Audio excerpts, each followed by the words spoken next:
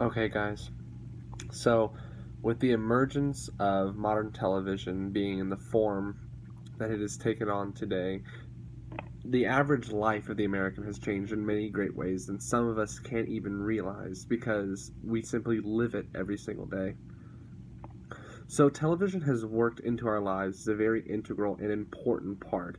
In fact, most Americans flip on their TV and watch it profusely without even realizing how much they indeed watch it. And with that, ultimately how much of that they absorb into their behaviors and into their actions in life.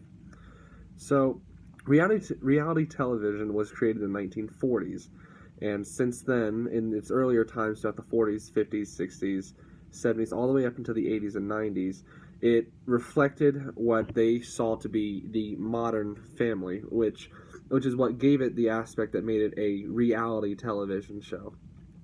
But in modern times, it has been very clear that they have sort of evolved to glorify the aspects of life that we find interesting.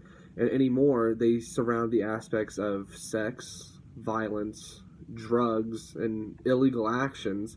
And we all buy into it and watch it just because we find it interesting.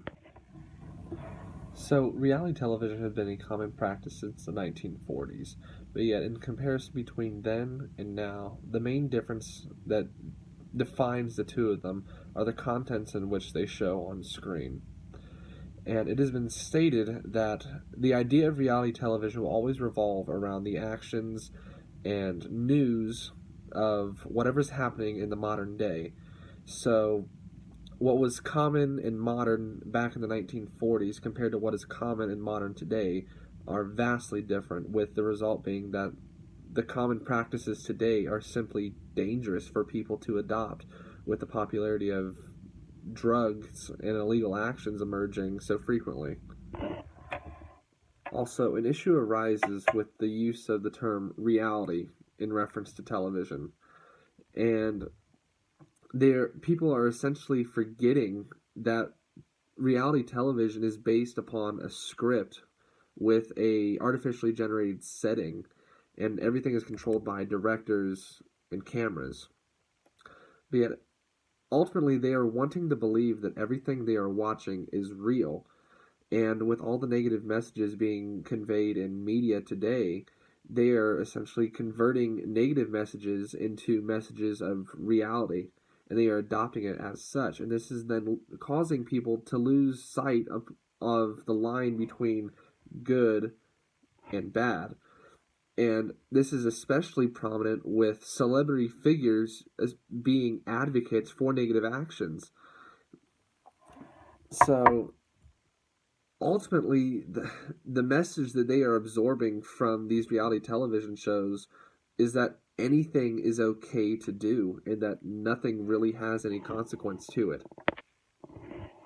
So the people of the 1940s and the people of the modern day share one commonality in reference to their relations to reality television, and that is the fact that we absorb the contents we see and then convert those to our personal behaviors and actions.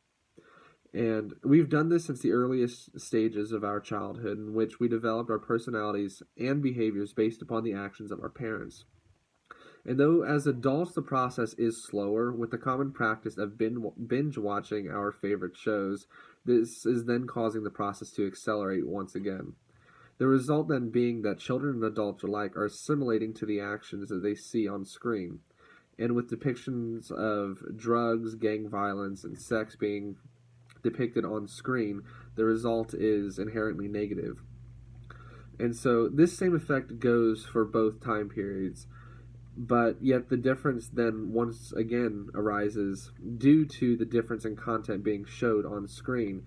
And what was once the harmless hope of being a cowboy hero has now converted into the hopes that drugs will aid into one's rise to fame. Ultimately, as a result of the mass popularity of reality television in our modern world, we as people are perceiving negative actions as acts of reality, as well as losing our ability to determine right from wrong.